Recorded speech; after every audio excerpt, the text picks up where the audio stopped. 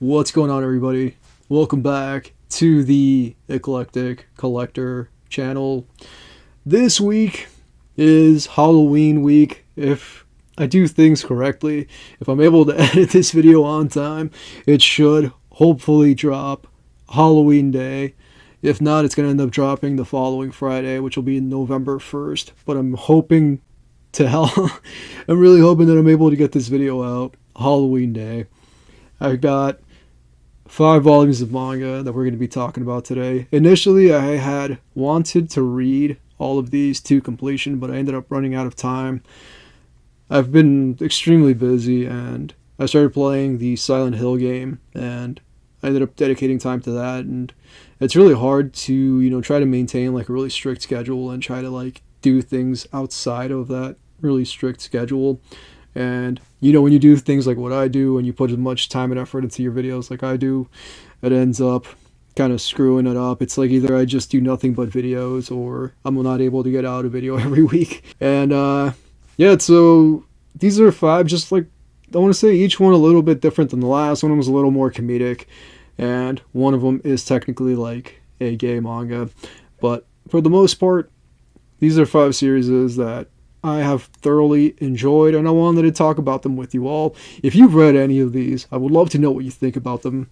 To not waste any more time and to get right into this video, these are the series that we are going to be talking about today. Let's fan them out, and then we will get started. Alright, so right off the bat, we're going to talk about the summer Hikaru died. And I'm going to be honest, I have had an absolute blast with this series. I fully read the first volume of it. I have the second volume of the series on the shelf. I have the second volume right here. This series is a recommendation by a fellow YouTuber who I really respect, named The Creepy Geek. If you like a mixture of like manga and books, like if you like recommendations that are for the most part like I'd say like half book, half manga, and like prompts and whatnot about like D&D, I guess, if you will, like prompts that are set up in like sort of like a D&D sort of a way, and there's like categories and whatnot. She and her friends do like categories, and yeah, like I said, they have prompts and whatnot, and it's something that's pretty much open to the public. Anybody that wants to, be a part of it can become a part of that. And she talked about this series the summer Hikaru died, and it piqued my interest, and I ended up wanting to give it a shot. I'd heard about this series. I know other people had talked about it as well. People I follow on Instagram had sung this story's praises, and I'd seen some of the artwork, and it was absolutely gorgeous, and it made me want to dive in. And this is for the most part like I don't know if I want to call it a BL manga, but it is a like sort of queer manga. And pretty much what the story is about is that there is this dude named Hikaru who one day goes into the mountains, and like a week later something comes down from the mountains, and it's not Hikaru. What comes down from the mountains isn't Yoshiki's best friend. Yoshiki is the kid who is essentially the protagonist of this story, and within like the first 10, or not even 10, within like the first 2 or 3 pages, I think Hikaru... Is it? No, I'm sorry. Yoshiki asks this Hikaru clone, like, what did you do with Hikaru or something like that? And then you see like this really weird, really wild swirl thing, rising up out of the side of his face. And he pretty much like hugs him and begs him like, please don't make me kill you. Like by exposing him, he would have to end Yoshiki's life, and he doesn't want to kill Yoshiki because this Hikaru clone is in love with Yoshiki. And this is actually a really solid manga, dude, and what it reminded me of when I was reading it is the second Nightmare on Elm Street is about basically being closeted, the main actor in that even is in a documentary about his life called Scream Queen, My Nightmare on... Yeah, that's what it is, Scream Queen, My Nightmare on Elm Street. And that's kind of what this made me think of, because in this story, the monster that, the creature, whatever, that takes over Hikaru's skin is considered like this outsider, this thing that should be shunned, and it's kind of like these different elements that would be something that, someone who is closeted is worried about, worried about being shunned, worried about what the world's going to think because of fears of, being beat up and stuff like that.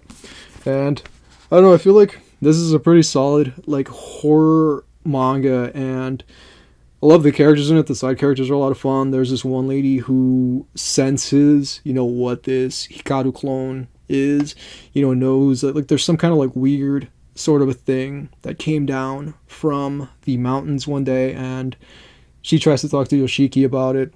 And there's definitely something up with this Hikaru where, like, he starts doing really awful things. And I don't want to get too into it, I don't want to spoil it, but he definitely just starts to do these really, like, awful things. This old lady goes missing, and you see this, like, really dark, kind of screwed up panel where somebody's at the door and they're trying to get in because she knows, this old lady knows what he is and she knows what he's capable of. And there's other, like, sorts of spirits and whatnot that exist, within this world, and he's just one of them. And some of them are lonely and want to attach themselves to people. And at one point in time, they're walking through the woods. Yoshiki, Hikaru, and some of their friends are walking through the woods, and Yoshiki sees something in the distance, and he and this creature, whatever it is, lock eyes. And because they lock eyes, kind of like Miyako-chan, where, like, Miyako-chan has that whole, like, you saw me or can you see me or whatever thing. This one's kind of like the same thing like that, where Yoshiki locks eyes with this thing, but Hikaru is there to save him, and he kind of, like, jumps in front of him, kind of like catching a bullet for him, and he ends up swallowing, I guess if you will, the creature that was trying to kill Yoshiki. And there's definitely, like, really cool elements, of this, and it's a pretty solid manga. What it makes me think of too is, like, summertime rendering. I get, like, summertime rendering vibes from it because of the fact that, it kind of takes place in the countryside, and summertime rendering also takes place in the countryside, and it's also kind of like a horror thriller sort of a manga, and I highly recommend summertime rendering. Also kind of reminds me of, like, it's kind of like an under the skin, invasion of the body snatchers sort of a thing in this manga. And I think that's a really cool element, especially, like, I'd say, like, probably the strongest element of it is probably the under the skin element, because in Under the Skin, you got this character named Iserly or whatever, who takes over this woman's body, or makes a replica of this woman's body. I forgot what the thing is, but basically she kills this woman and, like, steals her sort of, like, identity, just looks just like her and whatnot. And this kind of does that too, but in a much different sort of a way that, like I said, I don't wanna spoil too much of it, but I do like the characters quite a bit. I like Hikaru a lot. He's like this fun sort of a character, and then Yoshiki's more of, like, this sullen sort of a dude. Kind of reminds me of like I guess kind of like myself when I was a teenager, really sullen.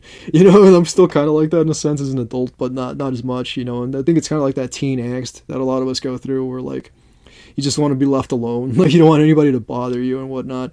But there's also a bit of, like, I guess, like, of a tension, between these two characters, because, obviously they like each other. From what I'd read in here, it kind of made it seem like the original Hikaru was straight, but then this mountain, spirit creature Hikaru has an attachment, or maybe through, like, the friendship that Hikaru and Yoshiki had when Hikaru was still alive, that maybe attachment kind of becomes, like, a much stronger bond or whatever, and this version of Hikaru ends up developing feelings for Yoshiki or something like that.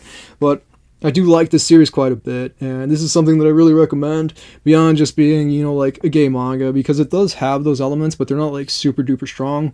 So it is a manga that's more of, like, I want to say kind of like a mystery, and I like the horror elements to it. I think they're really well done, and it actually gets really freaky at times, like, kind of scary too, like the part where, like, Yoshiki and this creature or whatever, like, lock eyes was really freaky, and I liked it quite a bit. And yeah, like, I want to say a big thank you to the Creepy Geek for essentially turning me onto this series, for talking about it, in her videos, and definitely really enjoyed it quite a bit. So yeah, definitely recommend this summer Hikaru died. Alright, so next up we've got Devil's Candy. This is a lot of fun as well. I haven't finished this one. The only one that I've finished for this video is the summer Hikaru died. But Devil's Candy is a ton of fun. This is a gift from my friend Justin, who was also my book editor, because I'm a writer and like I publish books and whatnot. And I'm going to talk about a little bit more about that later on in the video. But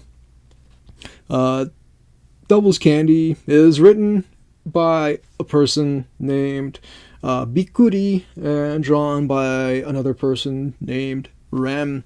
So pretty much this was like a web comic, I guess, if you will, that I guess at some point in time ended up being released to like a physical format.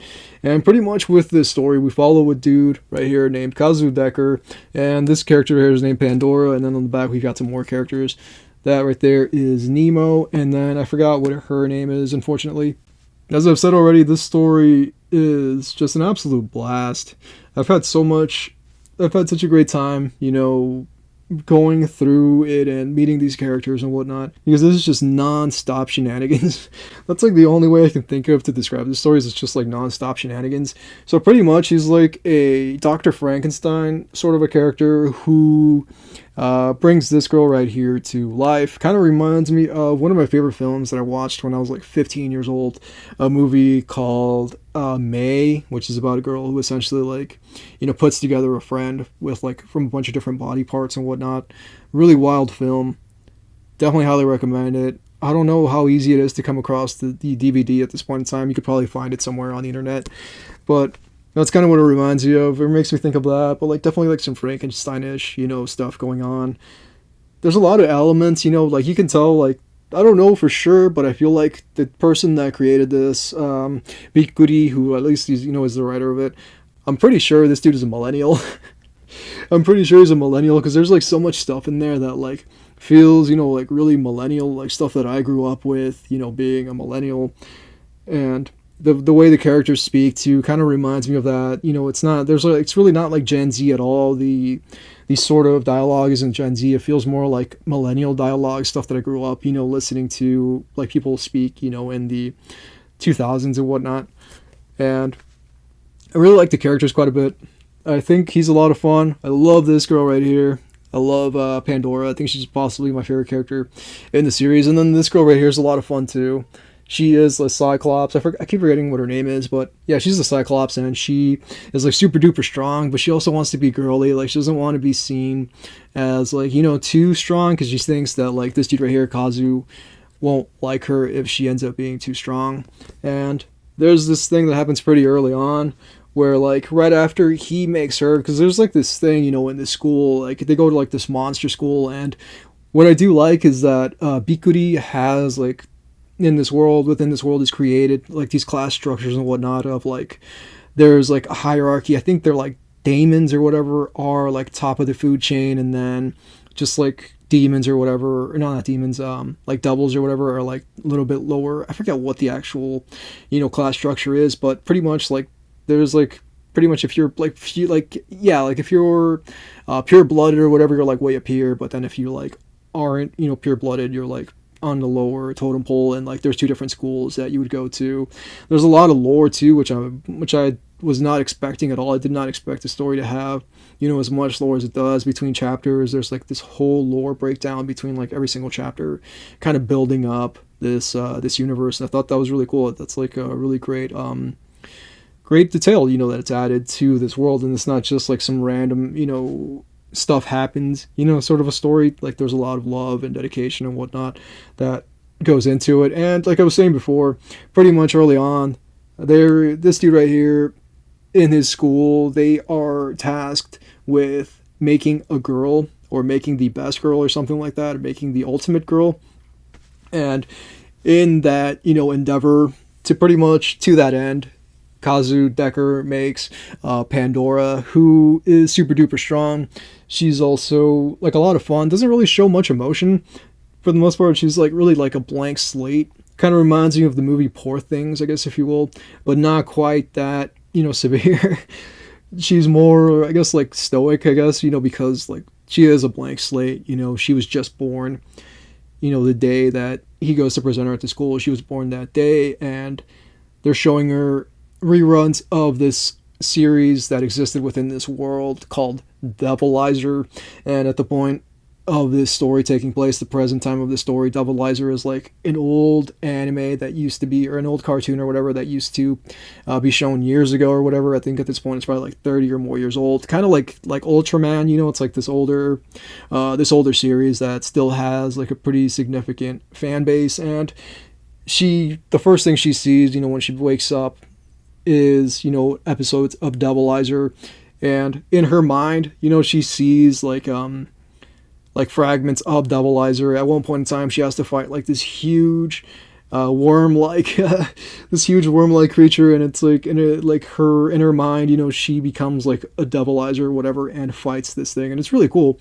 It's really wild to see, and there's a lot of action in this story. You know, like they fight ghosts, I think at one point, or like the science club had made ghosts that had created these sorts of ghosts or whatever. It's a really wild story, dude. And it was all in like this attempt to lure, I can't remember if it was him, you know, to the science club or whatever. And yeah, dude, there's so many little, you know, elements, little pockets of things that happen that kind of build up this bigger narrative. And I'll be honest, I really didn't expect this story to be as complex as it is. And I'm not trying to knock on Bikuri or like Rem or anything, because it's just like, you know, looking at the cover, it kind of looks like one of those series that's just kind of like episodes of a TV show, you know what I mean? Like kind of like All Real Monsters or something like that, you know, where things happen and then the next episode something else happens, you know, like episodic, you know, like this is going to happen and then that's going to happen.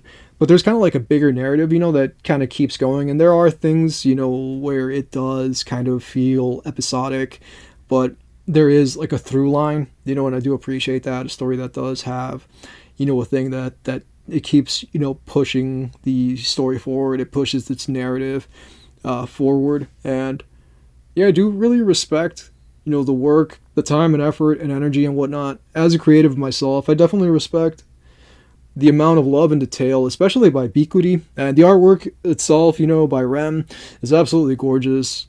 I have nothing but praise for the artwork. I got a ton of praise as well for the writing because of the amount of detail and whatnot. And you can tell Bikuri really loved this world enough to just fill it with as much detail and, you know, these class structures and whatnot, and then the different things that they would do in different schools. And there's this whole background with this character that was named the Giver, and the Giver essentially like leaves demonkind behind, but leaves behind something, you know, with which they can form their current society, if I'm not mistaken. I might be screwing that up completely, but it kind of made me think of like, and I'm wondering if it's not, you know, influenced by the Lois Lowry story, you know, The Giver, which is about this dude who holds all of like the history or whatever of the world within himself, and then he's gonna give all of that knowledge to like this 13 or something year old kid who will then, you know, become the current Giver and retain all of that knowledge of everything that's happened, all the awful wars and whatnot that have happened, you know, throughout history. I'm kind of thinking that's maybe what that character is, and that's something that's introduced really early on in this story. And then definitely part of the thing that made me think like, okay, so this isn't just going to be some random, you know, story where just random things happen. But overall, nothing but praise, dude. Did not expect to like this story as much as I did. I thought it was just going to be like, just like dumb jokes and whatnot, and it wasn't going to go anywhere. And it was just going to be like episodic. Like each chapter was just going to be like a really self-contained thing, kind of like Time for Torture Princess or whatever that story's called. Yeah, I think it's Tis Time for Torture Princess. But this story definitely blew me away. Characters are a ton of fun. Really excited to finish this volume. You know, I would have finished it if not for like the time crunch that I was on. Like I only finished Summer Hikaru Died, and I was like, dude, I need to like, it's time to like get on crunch time, get everything just squared away, get all these mangas at least to like halfway or something. I almost finished this one because like I kept wanting to read it. I really wanted to finish it because I enjoyed it so much, and definitely took me by surprise the fact that I enjoyed it as much as I did. And artwork is so much fun, dude. This right here is like the way basically it looks the whole way, but if you're kind of turned off, you know, because of the sort of like Americanized artwork, don't be. It's totally worth reading. It's solid, man. Like support these creators. I love supporting like what are essentially what I consider to be more or less like independent creators, or really supporting any creator, because it's all time and effort. Everybody takes the time to either draw it and write it, to create these worlds and to fill it with these characters. It's all love and energy, and I love supporting things that I think are worth my time, and hopefully they're also worth your time. So yeah, that is Devil's Candy. So next up, we've got Be Very Afraid of Kanako Inuki. This is another gift by my friend Justin. So I talked about this a while ago, I think last Christmas or whatever. Him and I had gone to Barnes and Noble, and we bought a bunch of manga, and then we also bought each other manga. I bought him 2 or 3 volumes of manga, and then he also bought me a couple volumes of manga. He got me Be Very Afraid of Kanako Inuki, and then he also got me Devil's Candy. And I kind of sat on them pretty much this whole time for over a year, and I guess that goes to show you how bad of a friend I am that I sat on them for this long. But I kind of wanted to talk about them when I was ready to do them in a video, and it kind of made sense, to talk about them now in this horror manga video. So pretty much Be Very Afraid of Kanako Inuki is not really a story, it's several stories. It's 6 stories, and I want to preface this a little bit by saying that Kanako Inuki is one of the mangaka that was inspired by people like, right there, I've got Drifting Classroom by Kazuo Umez. You can definitely see the Kazuo Umez influence in Kanako Inuki's work. Even that cover right there, which is freaky as all hell, I think that's supposed to be her. This collection is so solid. I haven't finished it. I think there's one more story I have to read, and then there's a bunch of stuff in the back, that's background. I kind of skimmed it. It's background about Kanako Inuki herself. But I wanted to talk about some of these stories. Maybe I shouldn't, talk about every single one of them, but I will talk about them just to kind of give you an idea of, what is in store here. Pretty much each one of these stories is prefaced by Kanako Inuki herself. She kind of gives you an intro before each story and says this was inspired by whatever, and one of the first ones is the birthday present or something like that, where there's a bunch of little girls and they conspire to not give. There's 2 girls who have a birthday on the same day, and these girls all conspire to not give one of them a birthday present, and instead they all give the one girl birthday presents. And there's this thing in Japan, this old kind of a joke or whatever, that I think I'm not 100% sure that this is the exact meaning of it, but that pretty much every birthday present you receive ages you by a year, or receiving birthday presents ages you by a year, or something like that. It's one of those two. But pretty much these girls shun this other girl and don't give her a birthday present even though it's her birthday. And then we flash forward to 50 years, and this old lady's thinking about, or something like that, 40 to I want to say maybe 60 years. I can't remember exactly, but it's been a really long time to where the protagonist of the story, or the person who's telling the story, is now a really old woman, and she kind of talks about it and says that she feels bad for what happened all those years ago, and thinks that pretty much that girl would be an old woman now too. And at one point in time, her co-workers, where she's at now, she's a cleaning lady or something, her co-workers give her a little present, and she's at the park by herself, and this little girl runs up to her and starts just giving her a really hard time, starts taunting her and making fun of her for being old. And she kind of realizes that this little girl looks just like the girl that her and her friends, taunted all those years ago, and she realizes that it is actually, in fact, the same girl. She never grew up because she wasn't given a birthday present. And I don't know, it's really wild. And it kind of ends with the first story kind of ends with this old lady going to open her present, and as she's pulling the string of the present that she was given, her hand trembles a little bit, kind of implying that she's being aged by a year. Another story in this manga is called Bukita um, Lolita or something like that. Pretty much, like, it's that one was influenced by this film that came out in 1965 called The Collector. Not to be no, not to be confused with the 2009 The Collector. The 1965 The Collector is about this dude who kidnaps this like teenage girl or whatever and tries to, I think, make her fall in love with him. She buys her like gifts and whatnot, clothing.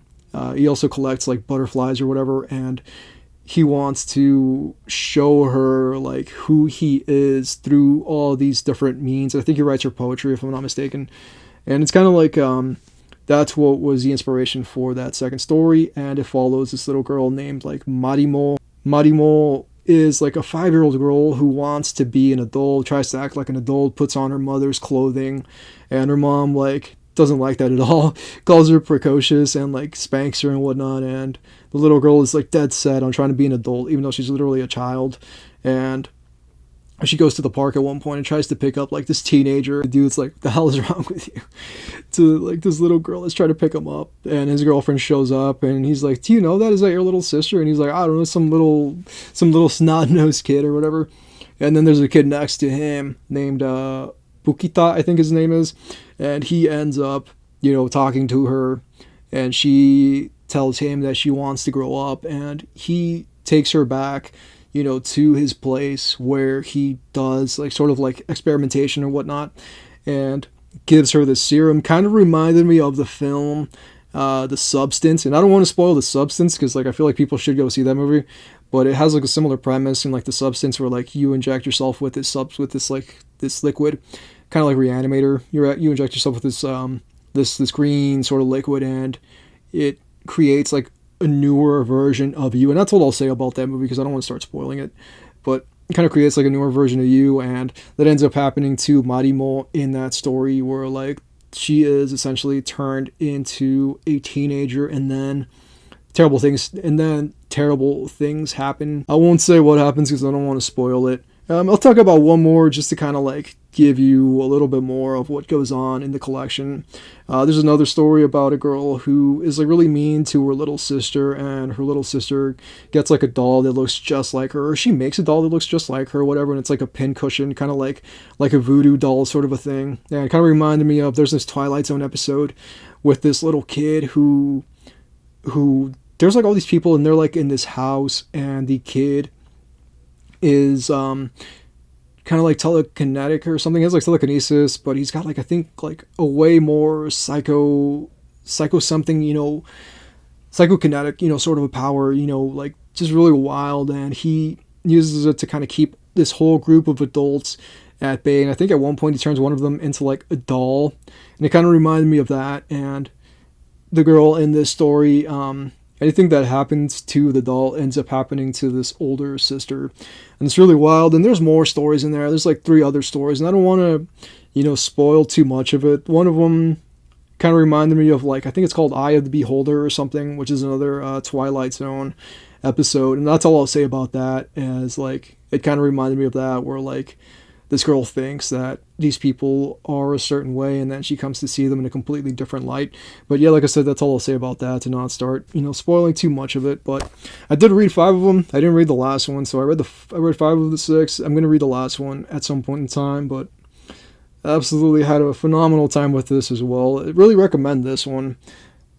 It's so much fun. I haven't read anything else by Kanako Inuki, but I do want to. I did see that she has got some other stuff that is on like Amazon and whatnot, so I may eventually end up trying to delve deeper and trying to like, see more of her sort of work. Because like I said, she, like much like Junji Ito, was influenced by like Kazuo Umezu, and I think she was also influenced by Hideshi Hino, if I'm not mistaken. I think he was also another influence of hers, because I can definitely see kind of like a Hideshi Hino sort of influence in her work, if he was in fact influential to her, because like I can't speak to that because I can't remember if I'd seen it or not, but I could definitely see that being the case. But yeah, definitely a good horror read, just a bunch of little like bite-sized stories, like it's not like a big commitment or anything. You're not reading one solid long story. It's a bunch of different stories that I think would be worth coming back to and rereading. I would 100% go back and reread any of these because they're really well drawn, really well written and whatnot, and I think this is a great showcase of her talents. All right, so next up we've got The Town of Pigs.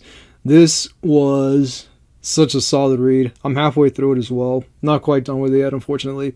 I really wanted to try to knock these out to do this video, and it kind of bugs me that I wasn't able to, finish all of these before doing it. But Town of Pigs is absolutely bananas, dude. Hideshi Hino, I've never read any of his work before, but I do have this, and I also have Panorama or whatever of Hell, that both of these came out by Starfruit Books, and you can kind of see their little logo right there, the star whatever for Starfruit Books. Please support that company. Go buy these books. Go buy The Town of Pigs and Panorama of Hell and whatever other manga that imprint is releasing, because I would love to see them put out even more stuff. And I think they're little by little kind of dropping different things. And I was talking about this with somebody the other day, that I love that there's like so many like independent publishers and whatnot that are out right now releasing all sorts of different manga that may have never been released in English, or for all I know this might have at one point in time had an English release, and this is just like a reprint. That license was extinguished or whatever, like died and somebody else picked it up. I'm not really sure 100%, to be honest with you. But as far as I know, I think this is the first time that this has been published. But like I said, if I'm wrong, please feel free to correct me. Pretty much The Town of Pigs is about this kid named, I think, Genichi. And pretty much like one night, Genichi is in his home with his family, and what look like Vikings, but you can't really see their faces because their faces are shaded, come in and they kidnap pretty much everybody in the town. And it feels like there's some allusions to like World War II, because there's parts that kind of look like almost like a concentration camp, and all of these people are put behind bars like that, and the goal, the aim, is to turn them all into pigs. They feed these people from like a trial, I'm not even sure. They feed them from a trial, I think it's called, and they are trying to make them into pigs. And I want to say that like it does feel, in my opinion, I'm not saying that it's a fact or not, but it does kind of feel like an allusion to World War II, where like you see this whole city or whatever, this town where Kenichi lived with his family, looks like it was hit by a bomb. It's completely destroyed. The people who are left, like I said, are put in cages and whatnot. And if anybody's defiant against these like Viking sort of creatures, which I'm assuming may be a reference to American soldiers in Japan, the people that try to fight against these Viking creatures end up being tortured horribly. Like a dude has an eye removed, another guy's scalped, and they're killed in these really vicious, visceral ways. And where I'm at, like nobody has yet been turned into a pig, but they are trying to make these people, become pigs.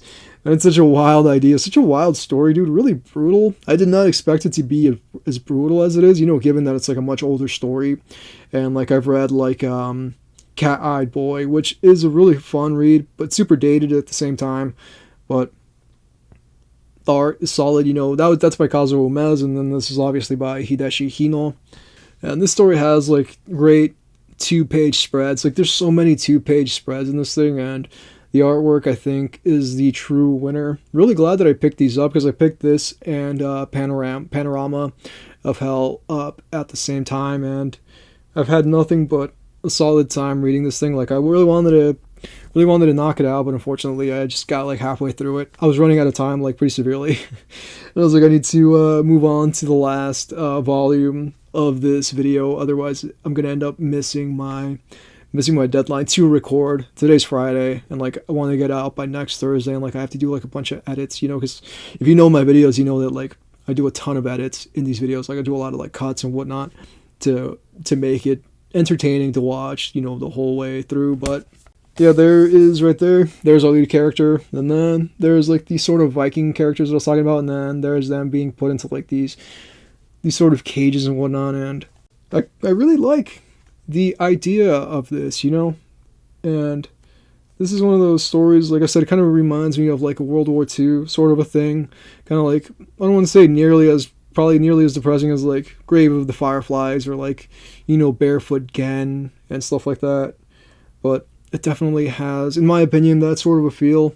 Maybe I'm just reaching, it could be that I'm pulling that completely out of my out of my backside, but I don't know, dude. Other than that, kind of reminds me of, again, Eye of the Beholder, the Twilight Zone episode. Makes me think of that, just because like the snouts and whatnot, the pig faces, and this kid Kenichi is like the only one of this town who is able to escape, and he tries to figure out a way to essentially like rescue his family, even though for the most part it seems like a lost cause. And for the most part, I don't know, if he's able to rescue his family. I guess I'll find out by the end of it. But kind of also reminds me of this Ray Bradbury story called "And the Rock Cried Out." If I'm not mistaken, I think that's the name of that story. It kind of reminded me of that as well, about these Americans that end up in like this South American town or something, and they're there while like there's this thing going on where like something's going on in the U.S. and they end up getting mixed up in it, unfortunately, and the locals all rally against them and like essentially like kidnap them or whatever. Really screwed up story, and yeah, that's kind of what this made me think of as well. But I do like this quite a bit. Love the visuals. Really brutal. Way more screwed up than I thought it was going to be. And yeah, I haven't gotten to the part where the people turn into pigs or how they turn into pigs, but I'm assuming, by treating them like animals, by making the meat from a trial, whatever, they end up losing their humanity and, becoming pigs, becoming animals. So I don't know. I guess we'll see when we get to that. All right, so we've made it to the end of the video. And the last one that we're going to talk about today is a story called Portis. So this is an older series that I think came out in like 2004. This is by Jun Abe. And I hadn't heard about this story until recently, but it kind of reminds me of Pulse and Ringu or whatever. But pretty much, let's talk about Portis first before we get into like anything else. Portis is pretty much this video game, and it kind of also makes me think of like an isekai, I guess, if you will, because in a sense you're like transported to this other sort of world. In Portis, there is this little boy who, when you get to the end of the game, this end stage, a little boy comes out and asks you if you would like to see the other side. And if you say yes, you die. And that's pretty much the premise of Portis. I want to say that at least the first part of this thing is, I'm like almost a little bit more than halfway through it. The first part of this is, in my opinion, 100% inspired by Pulse, the original Pulse, not the remake, with Kristen Bell, the original one by Kurosawa. Such a Kiyoshi Kurosawa. Such a wild film, really well made, really like screwed up too. There's a scene that's really terrifying. When the scene happened in the film Pulse, I was just like, nope, no thank you. I'll show you a screenshot of the scene that I'm talking about. But yeah, Portis feels like it's 100% like inspired by like a combo of Ringu and of a Pulse. And what's funny is there's this film that came out in like 05, 06, starring Frankie Muniz, called Stay Alive, and I remember that like really well, where it's like about a horror game that like actually kills people or whatever, and that's kind of like the same thing with Portis.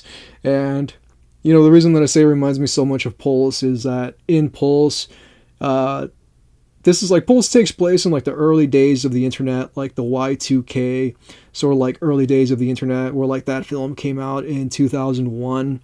And there's definitely like some really strong elements of that sort of a thing in Portis. This came out in 04, and so it's kind of like around that sort of a time period. And in Pulse, on your computer screen or whatever, it'll say like, do you want to meet a ghost or something like that? And in Portis, it pretty much says, do you want to see the other side? So there's definitely an influence, and there's definitely a Ringu influence as well, because there's like certain elements that you see in that film that are present in this manga. So it's definitely like 100%. That's 100% an influence in my opinion, and Pulse is also 100% an influence. Same way that both of those I'm pretty sure were an influence on PTSD Radio, which is another manga that I absolutely love, and you can see the influence. You can see the Ringu influence pretty strongly in PTSD Radio, and in this one. This has more of like, I want to say like, this one has more of like a Pulse influence. And there is this thing in this world called a Kokeshi doll, which is a real thing. Kokeshi dolls are real. And it's a real thing in Japan. And there's like a lot of little things, that like are like really strongly like Japanese customs and whatnot. Like what the story is about is this girl named Asami, whose best friend Chiharu has just committed, and as a result of that, she ends up going up to her room at one point in time. And this also reminds me of Pulse, because when she goes up to her room is just like covered in like this like newspaper or whatever, and it kind of reminded me of Pulse. And like much like Pulse, like that one of the dudes at the beginning of the film takes his own life and whatnot, and it kind of reminds me of that sort of a thing. And yeah, this story is really brutal, really visceral, really violent. There's some essay, unfortunately, near like the middle of where the manga I'm at right now. I feel like it wasn't necessary. There really wasn't any need for it. And then there's a character who essentially takes a box cutter and ventilates her own throat. That was really brutal as well. But pretty much, yeah, like once you become linked with this game world, it becomes a part of you, kind of like Pulse. When you see the ghost in Pulse, it's too late. Like you become, or I think if it touches you in Pulse, like if the ghost touches you, like you become depressed because the ghosts feed off of like your energy. And in this, there is this kid who wants to keep you all to himself, and if you tell anybody about Portis, about this other world or whatever, you die. That's kind of like that sort of a thing. So it's a really just wild story, dude, and I don't want to say too much about it, because like I'll end up spoiling it and whatnot, but within the world of Portis, there is like this game that exists, like once you reach the end of the game, there's like this hidden game in the world, and one of the creators like put it in there as like sort of like an Easter egg, and to get to it, like you have to find this like Kokeshi doll or click on a Kokeshi doll or something. And there's more to it in this world with the Kokeshi dolls, where like there was this famine or whatever once upon a time, a really long time ago, and these people murdered their children and whatnot, and they kept like Kokeshi dolls as a reminder of the children that they killed. And it's really brutal, and that's kind of like an element of this story. So there's a lot of stuff that goes on, but it still feels a little bit convoluted, like doesn't really make the most sense. But it is a horror story, so I feel like if the story's like interesting enough, you can kind of get away with just doing really random things. But the horror parts of it are really solid, really well done horror.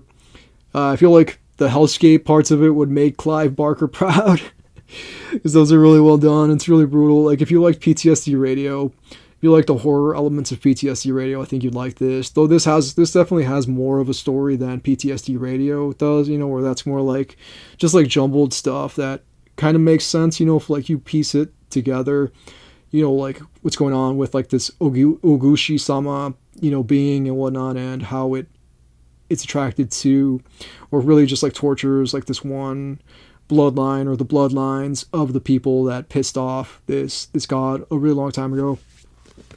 But in this, it's just kind of like a video game. Kind of reminds me of like Suicide Club, which is a film that I watched when I was a teenager, and like I have it somewhere on DVD, and it's on Blu-ray now too, which is awesome. But when I got it, like you couldn't find it anywhere. You could only find it like on DVD. But yeah, there's definitely a lot of like interesting This is like a melting pot of different ideas and whatnot, like a horror melting pot of different ideas, and I've liked it quite a bit. This is old. Like, I think this is out of print. Like, you're not gonna find this anywhere unless like you go out of your way to look for it, or like if you read it like on a scan site or something. Hopefully, like we do eventually get like a reprint of this. What's funny though is like Jun Abe has never done anything else besides this, as far as I know, that's like horror related. He also did an Alice in Wonderland manga, and he did an Evangelion tribute manga, which is really random. And he never did anything else. He did another one that's like about this girl who likes ramen, and this is like the only horror thing that he's done. And it's so wild because this is like a really well done horror manga, really freaky and whatnot. And I wanted to show you my bookmark that I got in there because I think it's hilarious. And it just says like, I have a bad feeling about this, and it's just like a horror manga where like playing a video game gets you killed. So yeah, I've enjoyed every single one of these. Like, I don't think any of these are a fail. Sometimes like when I do these videos, like pretty much when I do these videos, like I'll pick the manga before I do the video, so I don't know if I'm gonna like it or not. And sometimes I end up not liking some of the stuff that I talk about, which kind of sucks, because like I do want to talk about it all, and I hate like to be negative about anything. Like, I don't make videos to be negative, and like I wouldn't make a video to say negative things. But if I'm already talking about it in a video where like I picked the thing up, like I'm gonna give you my honest opinion about that thing. So yeah, that is everything. All right, so in no real order, let's go through these. I definitely recommend all of them, to be honest with you. Town of Pigs is a solid read, older manga. Be Very Afraid of Kanako Inuki is also really solid. Definitely recommend it if you like short stories and whatnot. Devil's Candy is a lot of fun. Like, more like, I'd say like leaning towards like a comic, though it is black and white like manga. Tons of fun. The characters in this are all like teenagers and whatnot. They're a lot of fun to hang out with. This is a great queer sort of like manga about these two dudes who are kind of at odds in a sense, even though they like each other. There's like a lot of tension there because the one dude, Yoshiki, wants to figure out what the hell's going on with this dude, this imposter. But a really solid read, incredible artwork. Definitely give it a shot. If you're like at Barnes & Noble or something, just flip through it and see if it's something you want to pick up. But I do highly recommend checking it out. Portis, if you can find a copy of this thing, I definitely highly recommend picking it up. I got it from a Goodwill, so I'm sure you could probably find it from a Goodwill as well if you really want to check it out. I do think it's worth it just to own it because it is, an older series that's probably never going to get a reprint. And I do like the elements of it, like it reminds me of like Pulse and whatnot and like Ringu. So yeah, these are the series that I checked out for this video. Recommend all of them. Definitely check them out. If you want to check out any of them, I mean, it's up to you which you want to check out or if you'd like to check them all out. If you've read any of these, I would love to know what you think about them. Alright, so I said I would save this for the end of the video, and here it is. This is... I never really talk about my books. I always say that, like, I write books and whatnot, but this is my 5th book that I've ever written, that I've ever published, because I've written other stuff that just never got published, and it's something that I'm really proud of. Put a lot of time and effort into this thing. I initially wrote this in 2020, which is for a lot of people, including myself, like one of the worst years, we've ever experienced. And I ended up finishing it in 2021, kind of sat on it for a long time, did some edits, and then never really did anything with it, never really published it. And then ended up having my friend, Justin, who was my editor, kind of go through it. He, did his edits, and then I went through and did my edits, and then I got a physical copy of it, like an author copy, and then put my edits in that copy. And so pretty much this is an editor copy, and I went through it and made changes and whatnot to the editor copy. And I just wanted to talk about this, because it's something that I'm really proud of. And you can see that there's all sorts of little changes and whatnot that I made. There's a bunch of different changes, that I made throughout this editor copy, and this is the final product right here. I'm not doing this because I'm trying to sell it to you or anything, just because it's something that I'm really proud of. It's my first book that I published in a really long time. I think the last one I published was in 2001, so it's been quite a while since, I wrote a new book, and yeah, I wanted to share this with you all, because it's something that I cherish. I talk about creators all day. I talk about all these different mangaka, and I've mentioned, that I do write, and I wanted to share this with you all to show you that, I'm not just talking out of my ass, that like I do actually do this, and that it is something that means the world to me. And I'm a huge fan of storytelling. I have been since I was a kid. I've always loved storytelling, and yeah, it's something that I deeply cherish, and I'm sure you all cherish it as well if you're hanging out with me, and if the fact that you've sat through this much of this video, means the absolute world to me. Anyway, that's all I got for you. Thank you so much for hanging out with me. If you like what I do here and you want to support this channel, you can do so by heading over to the Patreon. Patrons get early access to videos before they end up on YouTube. Sometimes it's like a day, sometimes it's more than a day, depending on how much time I have to drop videos. But it's $2 a month. There's zero obligation. You don't have to join it if you don't want to. There's other incentives, like I show my scripts and whatnot, because I usually do a lot of writing, for these videos, and like I show my scripts and whatnot over on the Patreon. I show thumbnails and whatnot before they end up here, and sometimes like the day that I record the videos, like I'll show screenshots on the Patreon, and then like within a week, sometimes 2 weeks before the video even actually comes out, I'll show screenshots and whatnot from it on Patreon, just to kind of like give people an incentive to want to, support through Patreon. But if you don't want to, you don't have to. There's no obligation whatsoever to join it. Just something that I thought was cool for people that, wanted to support what I do here. But even you just watching, liking, commenting, whatever, that supports this video, even sharing it with your friends, that's all support. Everything, in my opinion, matters, and I do appreciate the living hell out of it. So yeah, I hope you're all having a solid Halloween if you partake in Halloween. I really don't, to be honest with you. I just kind of like wanted to get out a Halloween video. I have this mask that my brother gave me. I think it's hilarious, dude, and yeah, I'm gonna put it on, given that I've never really done anything for Halloween for this channel like that. Like, I've made videos, about Halloween. Anyway, that's all I got for you. Thank you so much for hanging out with me. It has meant the absolute world. I've got some other stuff that I want to do before we close this year out, but it has been an absolute honor and a blast to have been doing this for 3 years and hanging out with you all through the thick and thin. So, yeah, that's all I got. Thank you so much for hanging out with me. Please take care of yourselves until next time that we meet.